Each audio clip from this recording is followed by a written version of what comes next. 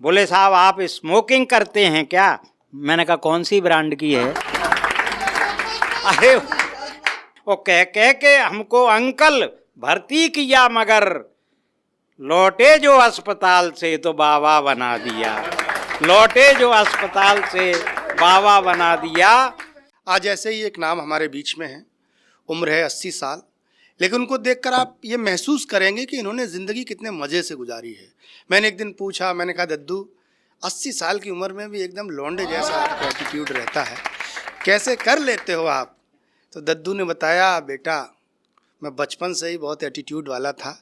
बचपन में ही मेरे माता पिता ने जो भी नाम रखा हो, पर मैंने अपना नाम साजन रख लिया। आज भी जब मैं मोहल्ले में निकलता हूँ तो लड़कियां चिल्लाती हैं, दादी साजन जी आ गए हैं। तो ये सुनकर जो मेरा कॉन्फिडेंस लेवल हाई होता है, एकदम रक्त संचार जो है एकदम लेवल पर रहता है, और यही वो कारण है कि मैं आज भी ऊर्जा से भरा रहता हूँ। तो साजन जी हमारे बीच में हैं, और साजन क्या है कि जब इनकी शादी हुई साजन जी की, तो इनकी धर्म पत्नी जो थी वो आई। तो साजन जी बचपन से ही कवि थे, तो 3-4 कविताएं सुनाई। तो भाभी जो हमारी थी वो परेशान हो गई। लौट के जब घर गई तो अपनी अम्मा से कहा, अम्मा तुमने कैसो आदमी ढूंढ दो है, मैंने स्वागरात के दिन भी ढेर सारी कविताएं सुनाई। अम्मा बोली, बिटिया टेंशन मत ले, तू तो जमान कि तो ढंग को मिल गो, वरना कोई ना कोई तो ऐब हर आदमी में होता ही है। तो इनकी कविताएं जो है विभिन्न रंगों की हैं। साजन जी हमारे बीच में, बहुत स्वागत करिए साजन ग्वालियरी जी का, बहुत बहुत स्वागत। कि मेरा अभी हार्ट का, अब मुझे नहीं पता था कि कब ब्लॉक हो गया, क्योंकि सुरक्षा के लिए लंकनी होते हुए भी कौन घुस गया कि हार्ट ब्लॉक हो गया। अब वो डॉक्टर ने साहब इसका ऑपरेशन किया जैसे तैसे। बोले साहब आप स्मोकिंग करते हैं क्या?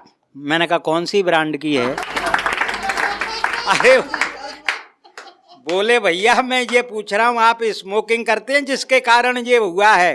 बोले हाँ। मैंने कहा 50 साल से कर रहे हैं। बोले बस इसीलिए तो तब मुझे आईसीयू में, बोले अब जाना पड़ेगा आपको, जो भी किया है आपने उसके परिणाम आईसीयू में मिलेंगे आपको। तब 4 पंक्तियां मैंने व्हाट्सएप पे डाली। दरअसल फेसबुक पे इसलिए नहीं डाली, और कभी तमाम जरा सी बात हो जाए तो उसको सुई वुई लगा करके दिखा देते हैं बड़ा।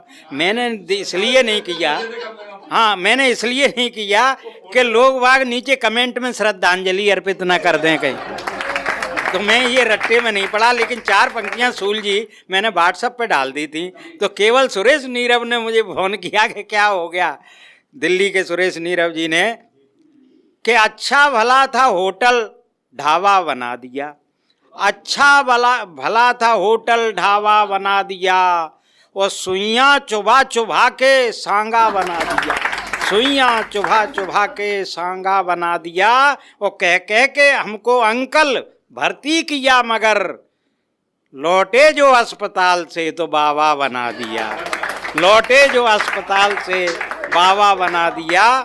कि अनुभव के बाद आए हैं बदलाव रूप में, अनुभव के बाद आए हैं बदलाव रूप में, और भूरे नहीं किए हैं ये बाल धूप में, भूरे नहीं किए हैं ये बाल धूप में, भूरे नहीं किए हैं ये बाल धूप में। असली ही घी पिया है बचपन से दोस्तों, असली ही घी पिया है बचपन से दोस्तों, उलझे हुए हैं आप टमाटर के सूप में।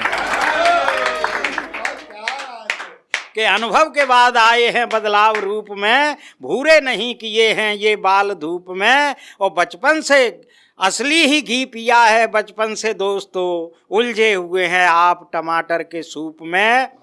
और देखें आप एक मुक्तक और देखें, क्योंकि इन्होंने कुमार ने भाई ने बहुत मेहनत की है, इसका श्रम का मैं गवाह हूँ कि आज इनकी मेहनत रंग लाई है।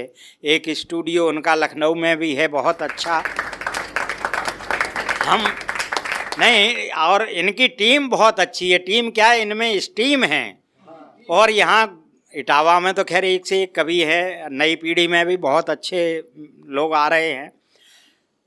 तब मैं इनके लिए कहता हूँ कि दुनिया की भीड़ भाड़ में देखिए दुनिया इसमें यहाँ बहुत लोग हैं जिन्होंने काफ़ी काम किए हैं, काफ़ी नाम भी किया है, मगर जिस टेक्निक से इन्होंने काम प्रारंभ किया उसमें बिल्कुल उन्होंने पूरा समर्पण किया है। देखें आप कि दुनिया की भीड़ भाड़ में पहचान बचा कर रखना, दुनिया की भीड़ भाड़ में पहचान बचा कर रखना, और पहचान भी मिट जाए तो सम्मान बचा कर रखना, पहचान भी मिट जाए तो सम्मान बचा कर रखना। संकट की घड़ी आए यदि सम्मान बिखर जाए, पर मुश्किल में भी तू अपना ईमान बचा कर रखना, पर मुश्किल में भी तू अपना ईमान बचा कर रखना। 4 पंक्तियां और कि ले लहाता हुआ है हमारा चमन, ले लहाता हुआ है हमारा चमन, आंधियों को यहाँ पर बुलाओ नहीं, ले लहाता हुआ है हमारा चमन, आंधियों को यहाँ पर बुलाओ नहीं। और खूबसूरत है दुनिया में अपना वतन, इसको लाशों का जंगल बनाओ नहीं, खूबसूरत है दुनिया में अपना वतन, इसको लाशों का जंगल बनाओ नहीं। है बड़े काम का ये लहू दोस्तों, इसको सड़कों पे यूं ही बहाओ नहीं। और तुम जलाओ दिया रोशनी के लिए, किंतु घर दूसरों के जलाओ नहीं, तुम जलाओ दिया रोशनी के लिए, किंतु घर दूसरों के जलाओ नहीं।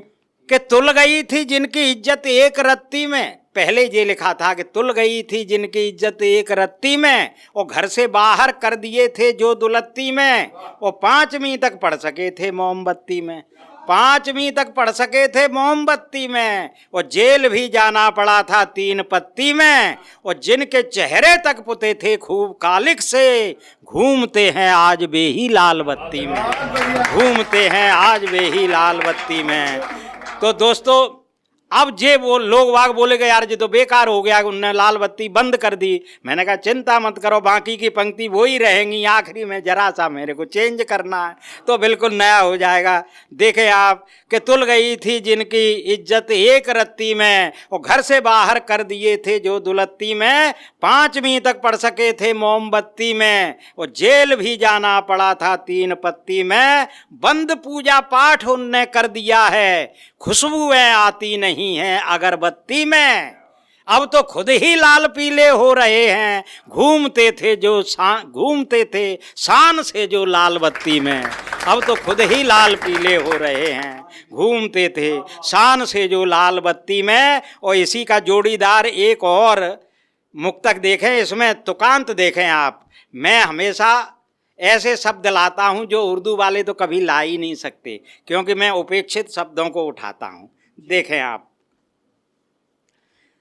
कि घाट पर फिसलन बढ़ी तो पंडई तक आ गए, घाट पर फिसलन बढ़ी तो पंडई तक आ गए, और देश सेवा की शपथ ले गुंडई तक आ गए, देश सेवा की शपथ ले गुंडई तक आ गए। और बेप्रगति की सीढ़ियों पर दौड़ कर ऐसे चढ़े, बैलगाड़ी से चले थे हुंडई तक आ गए, बैलगाड़ी से चले थे हुंडई तक आ गए। ये विकास हुआ है दोस्तों। तो मैंने अपने एक समस्या जो है इस साल में उम्र में हुई, तो मैं एक बाबा के पास गया कि हर तरफ से होकर परेशान और लाचार, एक दिन हम पहुंच गए एक नॉर्मल बाबा के दरबार। हाँ नॉर्मल, कि हर तरफ से होकर परेशान और लाचार, एक दिन हम पहुंच गए एक नॉर्मल बाबा के दरबार। और बाबा से बोले, बाबा जी आपके चरणों में देश के समस्त बड़े बड़े घोटालों के बराबर कोटि कोटि नमन।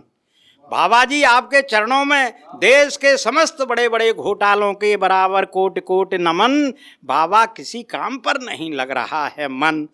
उनने आंख झपका कर पूछा, जी आप कहाँ से आए हैं?